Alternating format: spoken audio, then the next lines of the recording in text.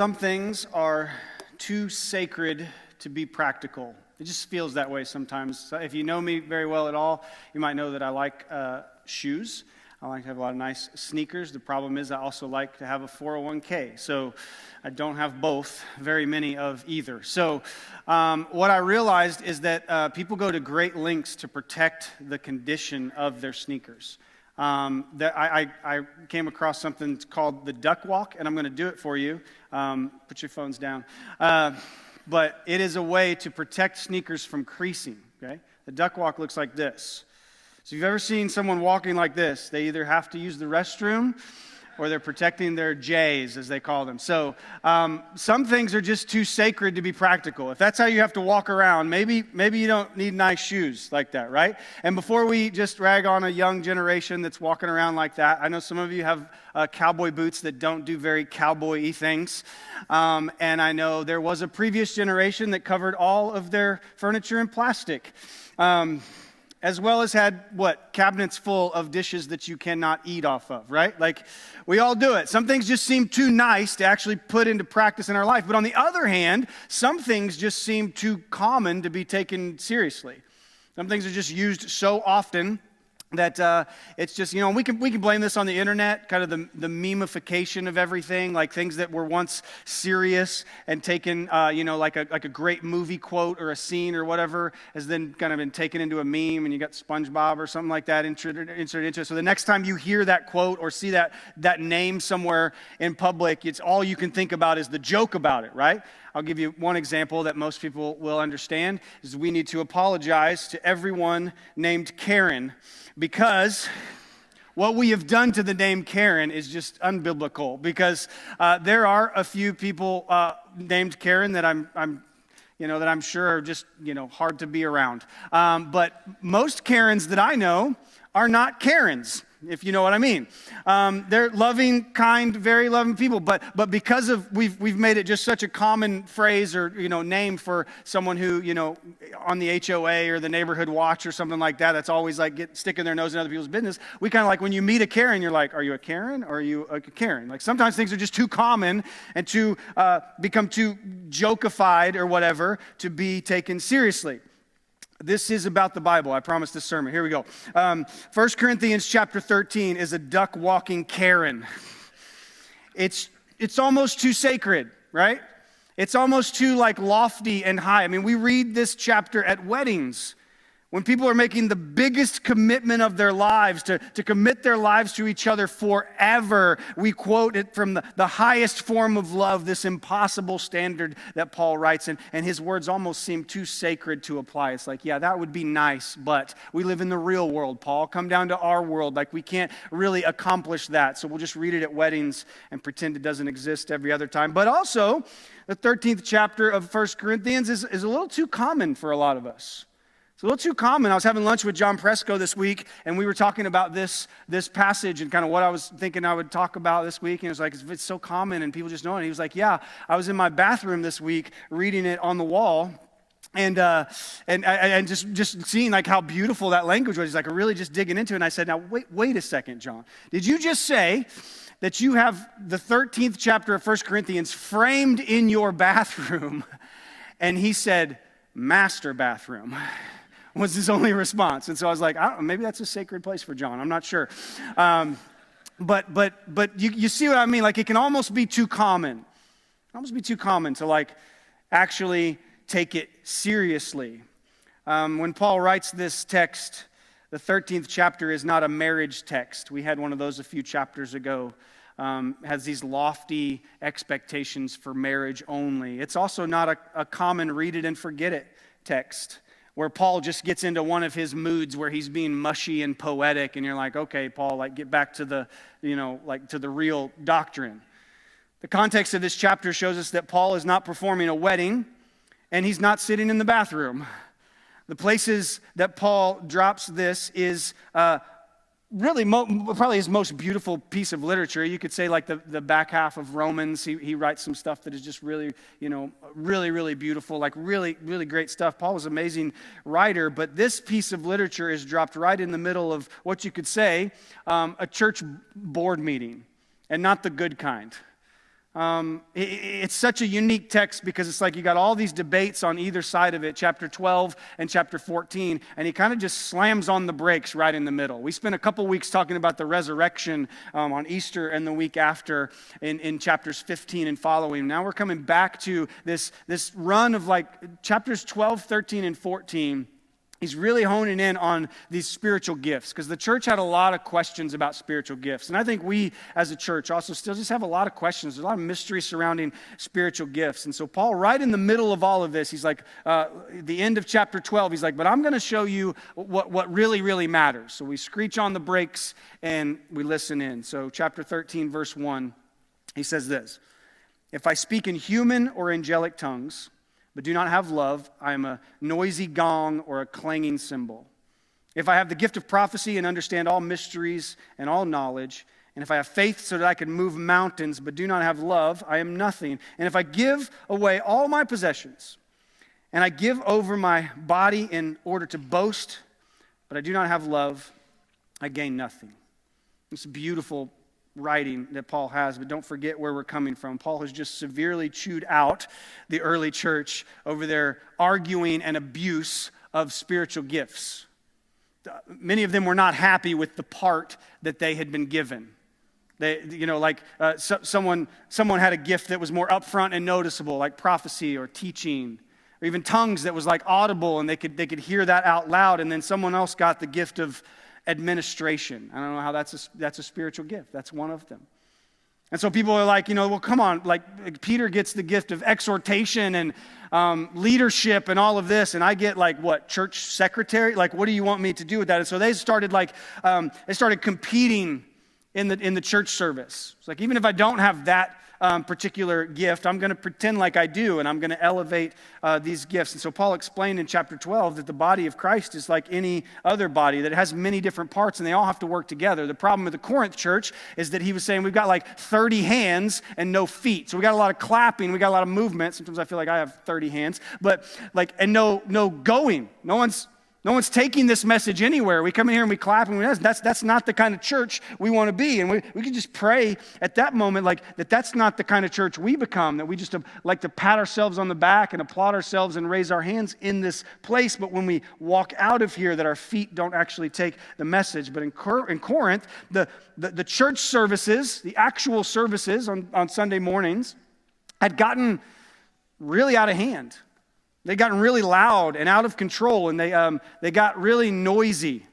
I borrowed some crash cymbals from the Willard band this morning, so they're nervous right now. And I did play crash cymbals in high school. I did. Only in high school. I was not a professional level crash cymbal player. Paul uses an illustration, and he goes like, let's take your favorite gift, right? It seems to be, as we read the book of 1 Corinthians, they were real obsessed with prophecy and speaking in tongues specifically. These tongues and what do we do with them? We're going to dig a little bit more into that next week with Corey's sermon specifically on that, so don't miss that. But he was like, let's just take your favorite one, okay? Speaking in tongues. And he says, if I do my gift, if I exercise my gift in the church without love, then it really means nothing. Not only does it mean nothing, but it's a huge distraction, okay? And I know some of you are very distracted, knowing if I'm going to do this.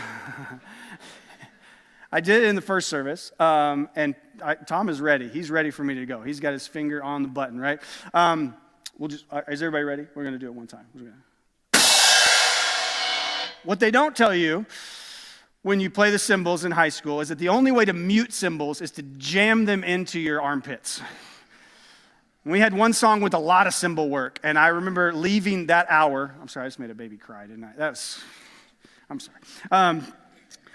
I remember leaving band hour with just bruises up and down my armpits, right? That's just but what the other thing they don't tell you is that that's not usually how often you play the cymbals.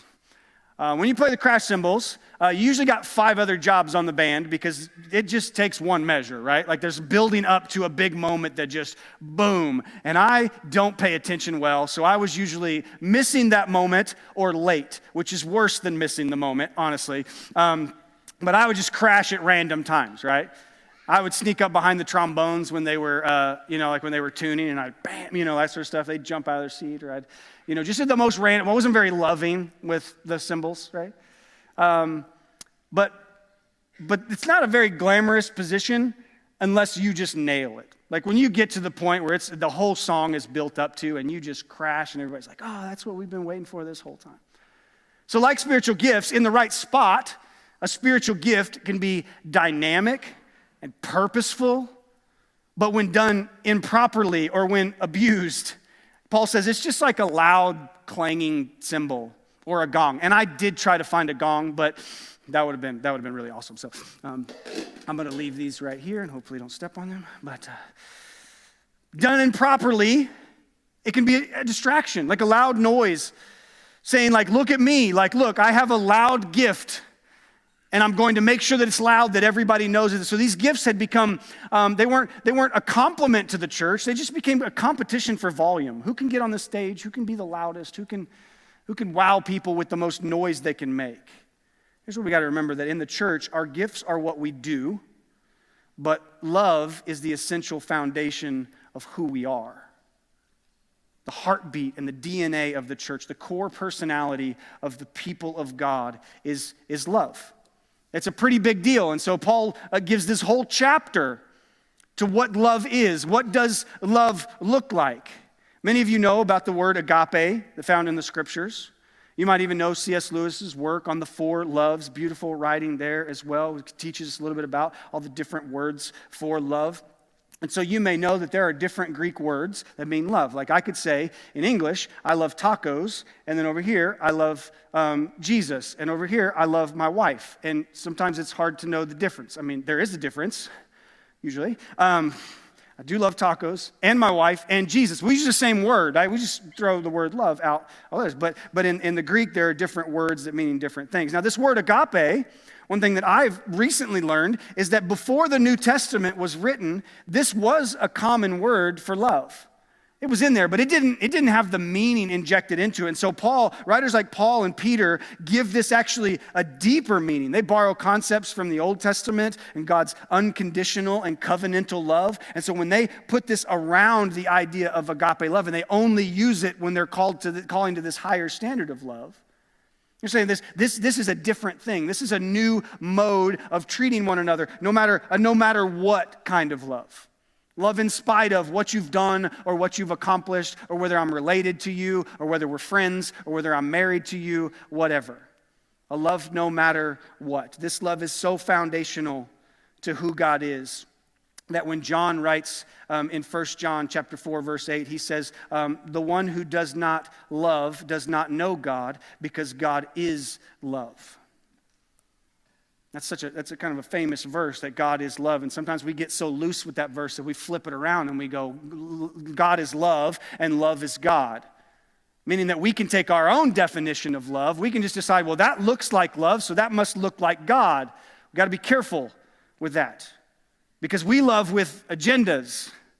We love with biases and grudges. We love with tinted glasses on. We love with a list. We love with, I'll love you if this. I'll love you because of this. Well, that's not agape love. That's not the list that we're looking for. We do have the list, though. If you jump down to verse 4, Paul gives us the list. You've probably got quite a bit of this list memorized. Love is patient. Love is kind. Love does not envy, is not boastful, is not arrogant, is not rude, is not self-seeking, is not irritable. It does not keep a record of wrongs. Love finds no joy in unrighteousness, but rejoices in the truth. It bears all things, believes all things, hopes all things, and endures all things.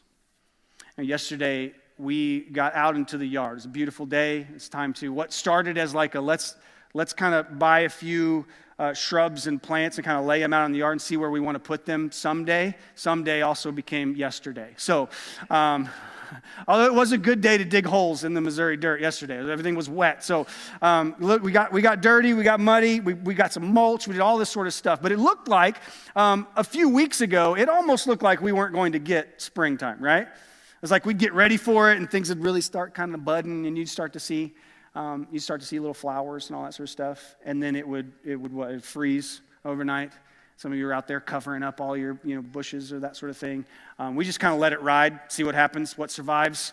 Some of it did, some of it didn't. But yeah, that's this stubborn green is now finally starting to break through, right? Finally, as spring was kind of stuttering, now you're starting to see the flowers blooming and life sprouting. It's an awesome time of year because you just see green all over the place. And this is really what Paul is describing, that when you submit yourself to the lordship of Christ, no matter how long your heart has been frozen, no matter how long you have been distant from him, out of the rough bark and the hardened shell of our soul, the Spirit begins to bloom, and we start to see these buds. And the first fruit that you will see in the life of a believer is more love. Become more loving people. And when Paul lists the fruits of the Spirit in Galatians, it's no accident that the very first one that he mentions is love. And that's not just because it's the first thing on his tongue. He's like, it'd be great if we started this with love. It's because it is of utmost importance. In the life of a Christian, love is the first fruits of a Spirit-formed life. You don't get to follow Jesus and not become more loving. That's not part of the deal. Jesus himself even said, people will know that you are my disciples because you're all going to wear the same shirt, right? People are going to know that you're my disciples because you're all going to show up at all the same places. They're going to know you're my disciples because you all agree on everything. No? He said they're going to know you're disciples. They're going to know if you love one another. He says, if you love one another, people are going to go, there's something different about that. There's something blooming in that community that's not happening in any other community or country club or neighborhood around the world. Something's happening in the church, and it's love. It's the blooms of love. So then he gives us the list. Let's examine the list. We'll kind of go through it a little rapid fire. Love is patient. Love is kind. Everyone can at least get that far in there, right? You've memorized that much. These are two more of the fruits of the Spirit. Patience, sometimes translated, if you do the old KJV, long-suffering, okay? And kind is a word meaning generous or useful. And most scholars believe that Paul made that word up. Like there wasn't enough in the words for kindness that they had to useful. So he's like, I'll just kind of concoct a word on my own. I'll make it up. And this word for kind, generous or useful to other people. These two, patience and kindness, really hold hands. And are you a patient person? Are you a kind person? Good question to ask yourself every morning. But I think I've found the two places that best describe and give you the answer on if you're patient and if you're kind. It's the grocery store line and traffic in Springfield, specifically the north side of Springfield, specifically I-44, specifically in between here and my house, okay? I'm not bitter or anything, right? It's a mess, right? If I'm in line at the grocery store, I'm always looking ahead, right? You're looking for the green light to come on. You're looking like, is the self-checkout, can I jump over there, that sort of stuff. You're looking how many carts are in front of me. How long is it going to, how slow is the person going, all of that sort of stuff. In traffic, I'm trying to look 2 lights ahead. Trying to say like, I don't want to be in this lane when the light turns red or when it goes because there's 2 trucks in front of me, and so I got to move over to this. I got to be in the right lane or the left lane or whatever, just constantly thinking about how do I get to where I'm going quicker. Brings this question in, am I being kind? Am I being patient? Kindness, think about, I think it was a Bible college professor pointed this out, was that when you're standing in a line and it's not going very fast, especially like if the checker is struggling or going slow, like if you jump that line, do you think the person who is checking is encouraged by that behavior? Like, do you think that makes them go faster, or do you think it makes them a little more nervous? So we're like, oh man, my boss is seeing this, and nobody wants to be in my line, all that sort of stuff. I'm always trying to pick the right cashier line, all that sort of stuff. Sometimes the kindness piece comes when I'm standing in this line and know that not out of guilt, like I'm not going to stand in this line because I feel guilty and I don't want that person to, have a rough day, but I'm just going to breathe and be patient and kind, because if me walking out of this line is like the last straw for that person, like they've just had a really, really rough day. Or the lady that's in front of me in the motorized scooter that I saw and darted past and all that sort of stuff. Like these people She doesn't want to be an inconvenience. She's not purposely going slow in front of me so that she'll ruin my day, but that's kind of how I think because I'm not patient and I'm not kind in that moment. Love looks like waiting. Love looks like waiting. Sometimes love looks like waiting in a longer line, that the new driver that's in front of me, that I'm tailgating because they're not going very far. It's like, I can't see what that bumper sticker says. It says, be patient, I'm a new driver. Maybe I'll back off a little bit. Or the mom who's 6 months postpartum and driving a little slower because there's anxiety. She's got her baby in the back seat for the first time. Me swerving like a NASCAR driver in and out of lanes. That's probably not helping. That's probably not loving. Sometimes love looks like leaving a few minutes early and arriving a few minutes later. So Paul continues in. He says, love does not envy, is not boastful, is not arrogant, is not rude. So we ask the question, what does love look like? It's patient and kind, but then we can also, it's like, well, here's what it doesn't look like. Here's some antonyms of love: envy and jealousy, boastful arrogance. Now, if you spend any time online, our algorithms do a pretty good job of keeping us comparing to one another. You know, we scroll and we see what somebody else has or the ads that have been fed to us, and we're like, oh, I need that. That's the thing that I need. They've got that or whatever, and we're kind of jealous of that. Or we're desperate to post what we have. We get something new. I got to post a picture of it. I got to let everybody know. But this isn't just a social media problem. There's just something about us in our sinful nature that just we want to give the side eye to people who get blessings, and we want to show people when we get blessed, right? We just want everybody to know. My neighbor. Oh, another new car. Okay, great, yeah. Must be doing better than they say they are. Or like it was like, I want you to see everything new that I have. We'll be boastful and arrogant. I could say it this way: if I'm obsessed with what I wish I had and obnoxious with what I do have, I'm not a loving person. I'm not being a loving person. That's not what love looks like. I was watching an interview this week with Tanner from Love on the Spectrum. Tanner is neurodivergent. He's on the autism spectrum. And if you don't know Love on the Spectrum, it's kind of a dating show for those on the autism spectrum. Tanner is a Christian, and if you've ever heard him talk, or you just go look him up and watch a few videos of him, he exudes the joy of the Lord.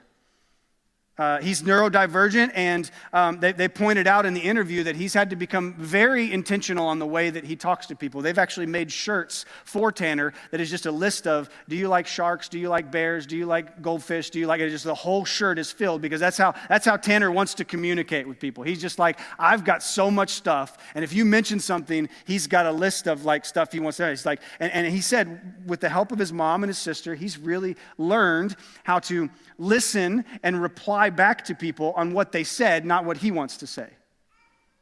And so like in this interview, he just randomly kind of blurts out like, I want to interview you guys. Like somebody's interviewing him. He's like, I want to interview him. They're like, okay, let's go for it. And so he asks, like, are there any places that you would like to go that you've never been? The guy replies with space. And Tanner about fell out of his chair. Like in his brain, this is the worst idea. I'm sure Tanner knows a lot about space. And he's like, you don't want to go to space. You think that looks fun or whatever. But his response, you can kind of see it on his face. Some of you know people like this anyway. They're just like, they're not going to say it, but they reply with their whole body, right? And it's kind of like, he said space, and Tanner's like, well, he's like, that's a good choice for you. I don't want to go to space. And I just love that so much, because his filter kicked in, and he was like, I really want to tell him how bad of an idea that is.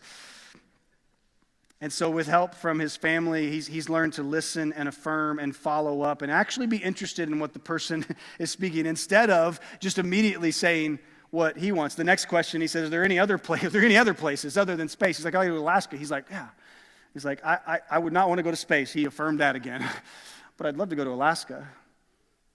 And here's how this convicted me. Here's a young man whose brain is working overtime every second, trying to get him to insert his opinion, to give people the knowledge that he has, to tell his side of the story, to ignore and blow past what was just said and just say whatever's on his mind, to say what he wants to say.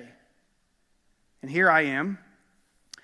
My brain knows what it sounds like to interrupt people. My brain gets that social cue. My brain understands how rude it is to interrupt or how it sounds when I'm trying to one-up somebody else's story. It's like, oh, that's a great story about your kids. Let me tell you a better story about my kids. Like we just try to one-up one another. But my first thought at the end of someone's story is not usually, tell me more about that. How'd that make you feel? That's an interesting choice for you. Why would you make that choice? But it's more like, let me tell you more about me. If I'm obsessed with what I wish I had, which is envy, and I'm obnoxious with what I do have, which is arrogance, I'm not a loving person. My rudeness and my arrogance does not look like love. It looks like the opposite of love. So Paul continues on that thought in verses 4 through 7. He says in there, love is not self-seeking. It's not irritable. It does not keep a record of wrongs. Love isn't selfish. It's not prone to anger. It's not full of resentment. These are not fruits of the Spirit. If you grew up memorizing this in the King James or even the NIV, maybe you memorized the phrase, love is not easily angered. I always kind of liked that because it's like we all get angry, right? I mean, we saw Jesus get angry. So Paul's giving us a little bit of leeway here. It's like you might get angry, but like as long as it takes you a long time, it's not easy to right? You're not falling for rage bait or stuff like that. Like you're not getting like duped into stuff online, or you're not, just like one person cuts you off in traffic. It's got to take like 4 or 5, right? And now I'm angry. Here's the problem. The word easily is not in the text. It's not in there. That's the worst thing about some of the concessions we give ourselves is sometimes the Bible doesn't really agree with us. Paul is he's not giving you a pass because you boiled over slowly. He literally says that the person of love is not irritable, is not an angry person, is not provoked. Maybe you could, more accurately, modern translation would say, love is not fragile. Love is not gullible, constantly triggered. Love is often unbothered and unoffendable. In a world full of irritation and angst, and fly off at the handle and speak your truth no matter what, we could use some unbothered Christian love. So I was just like, yeah, I'm not going to let that one get to me today. An irritable person selfishly huffs and puffs when things don't go their way. That every person is out to get them, that everything is an attack on me. And there are real offenses, and there are real attacks, and there is real persecution. But can we be honest? Most of the things that we get angry and huff and puff about, most of those things are just when the world doesn't bend to our plans. When it was supposed to take me 5 minutes to get here, and it took me 30, and now I'm irritable. Brent Hansen wrote in his book, Unoffendable, that if you're constantly being hurt, offended, or angered, you should probably honestly evaluate your inflamed ego. And I took that personally. Why am I always the victim in every story? Why is everyone always out to get me? Why does, when I cut someone off, it's an accident, but when they cut me off, it's, they were trying to kill me, right? Dallas Willard famously said, a mature Christian is someone who is very difficult to offend. It's shades of Jesus being dragged to the cross, beaten and scorned, disgraced and humiliated, on his way to die, a moment that any one of us would have given him a pass to boil over. Not just slowly boil over, but to immediately react. This is a perfect example of agape love. When he was on the cross, what does he say? He immediately pleased to God to forgive the people that did this to him. As Paul would say, love keeps no record of wrongs. Father, forgive them. They don't know what they're doing. Go ahead and wipe the ledger clean. Because they don't get it. They're sinful, but they don't know it. Love keeps no record of wrongs, but we love to keep receipts. We have mental filing cabinets filled with grudges. Think about it. Young people, are you keeping mental records or keeping a record of wrongs that your roommate has committed against you? What about your siblings? The things like, well, they always do this, or I know the 12 times that they've wronged me. Husbands, do you have exhibit A, B, and C ready for the next argument? When she says you always, and you're like, well, I remember when you. Wives, are we tracking your husband's failures so that you can have the upper hand in the next squabble? Keeping a record of wrongs is not an attribute of love. It's a symboling for war. It's stockpiling so that when it all breaks loose, when the argument comes, when the chance for you to go, now I've got them. She said I always. She said I never. They think I'm being messy. They think that I have done something wrong. Well, what about when you? What about this? What about that? And the receipts just start flowing. This doesn't mean that you become a doormat or that you ignore physical or emotional abuse, but what it does mean is that in a loving relationship, I am agreeing to shred the ledger of wrongs 70 times 70. I'm not a door. I love how Charles Spurgeon said it. He said, love refuses to see faults unless it may kindly help in their removal. You're like the whole speck in your eye and the speck in the board in your eye and the speck in your brother's. This actually gets us to verses 6 and 7. Love finds no joy in unrighteousness, but rejoices in the truth. It bears all things, it believes all things, it hopes all things, endures all things. I've heard a quote kind of go around Christian circles that sounds so good because it's like, we are people of the truth. We're the people of the truth and love, but we're the people of the truth, right? We stand for the truth. And so this quote goes like this. It goes, the most loving thing that you can do is tell someone the truth. I might have even heard this in youth group because there's that famous analogy that like if you knew that a truck was going to hit somebody tonight and you walked out of this room, wouldn't it be the most loving thing to do to tell them and to warn them? And so, yeah, there is, this idea that someone living in unrighteousness and separated from God, that it should break your heart enough. You should feel the heart of God for that person enough that you tell them the truth. You tell them the ultimate wages of the job that they are working in sin. But this too often has been used as a weapon to tear down or shame someone that we don't have any intention of having a relationship with. We just say, here's the truth. Good luck with it. Run to Jesus. He'll take care of you. See, love is not a Molotov cocktail of truth that you throw at a distance and then you watch and see how many people run to the Lord. Verse 6 is a call to reject unrighteousness, to stand up for the truth, to rejoice in the truth. But then verse 7, don't forget, Paul didn't write the little numbers in our Bibles. This is all one thought for him. So reject unrighteousness, rejoice in the truth. And then verse 7, do the messy work of really loving your neighbor. Bears all things, believes all things, hopes all things. Hope in the promise, hopes all things is a promise to say, yes, in loving you, you can expect me to tell you the truth. Because I believe that there is truth, and it's not squishy, it doesn't change. So I'm going to give you the truth, but also I'm going to be an active participant in helping you crawl towards Jesus. I'm not just murdering you with the truth and letting you crawl out of your own filth. The most loving thing that you can do is tell someone the truth and then bear and believe and hope and endure alongside them in their journey. Christians for far too long have tried to love people at an arm's distance. Go find Jesus. Find Jesus. You need Jesus. But this is a call to the pit. This is a call to the hard work of restoration. This is a call to the mess of a relationship with someone who needs the hope and the peace of Christ. This is what love looks like. And so Paul lands in his last paragraph of this beautiful poem. In verse 8, he says, love never ends.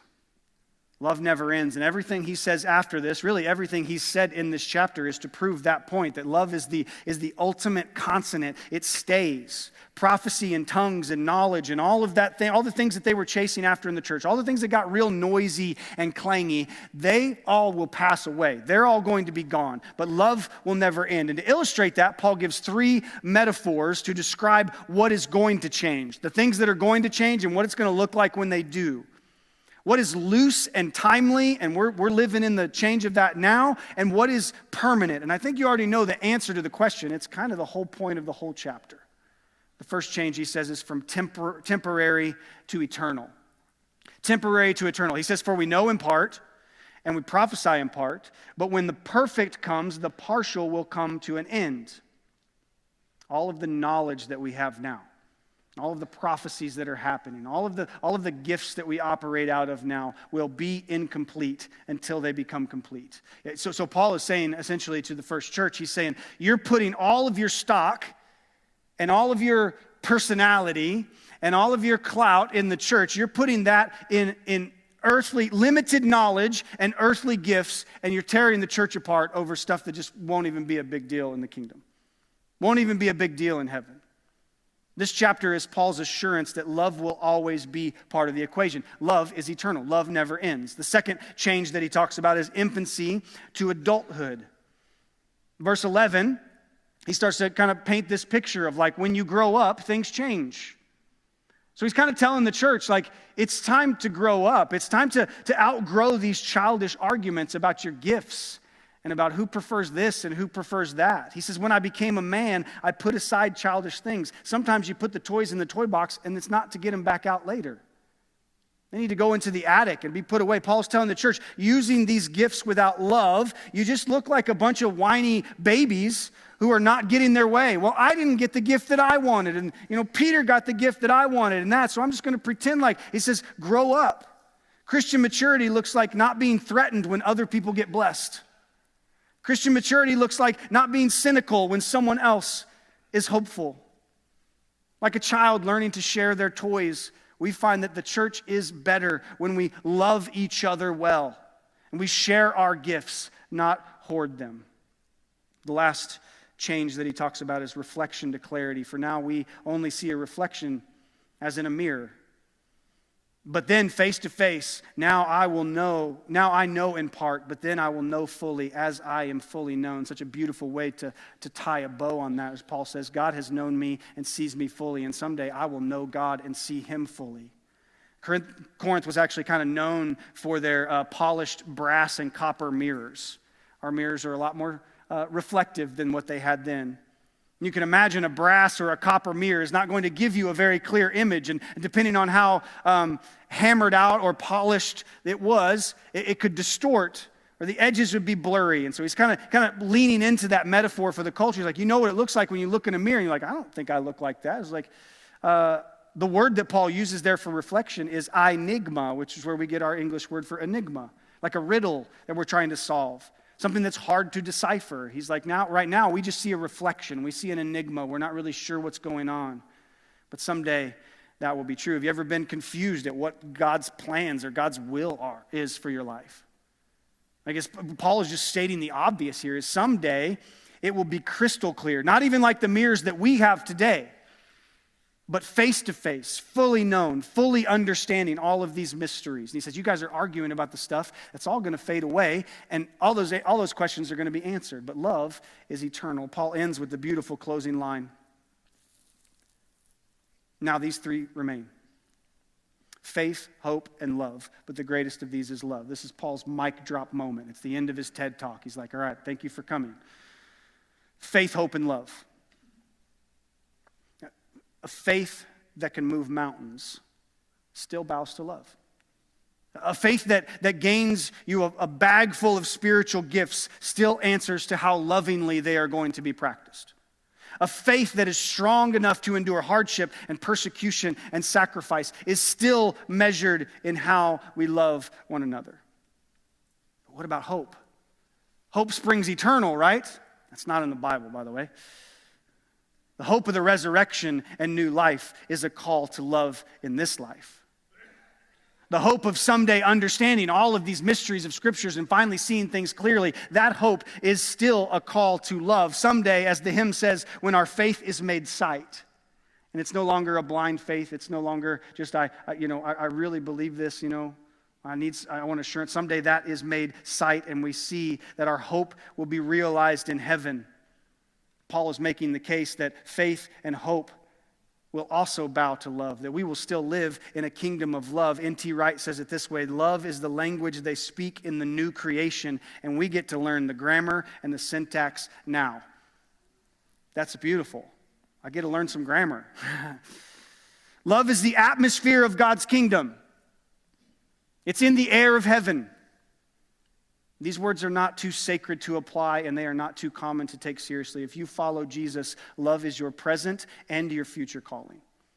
If you follow Jesus, love is the foundation of your mountain-moving faith. If you follow Jesus, the love is a response to your persecution and your hardship. If you follow Jesus, love is your fulfilled prophecies and love is your native tongue. If you're not a follower of Jesus, this shouldn't surprise you after this chapter, but the invitation to you comes in love, not judgment, not shame, not in an expectation to, hey, here's the list, get on this level, and then you can be loved by God. The invitation is love. You see, God didn't throw a truth bomb down to earth and say, all right, let's see how many people make it out. See if they're desperate enough to run to him. No, he sent his son, Jesus with his lungs full of the atmosphere of heaven. Filled with agape, unconditional love. He lives a perfect life and lays it down on the cross lovingly for us. And so maybe this morning for you, it's not trying to get on this level of loving better, but just understanding that love, breathing in the atmosphere of the new creation and knowing that like this morning I need to accept that. I don't have to get on the level of the list. He's already taken steps towards me. Now what? Maybe your next step is just having someone pray for you this morning and listen to your story. Someone who will lovingly listen without a preloaded story to tell you back or to one-up your story, but someone to just listen. We've got our prayer team that'll be down on the wings in the aisles here. I'll be here in the decision point. Maybe your next step is just asking for prayer or seeing what your next step towards Jesus is. But I think we can all ask the same question this morning is if Christ made his first step in love towards me, what's my next step towards him?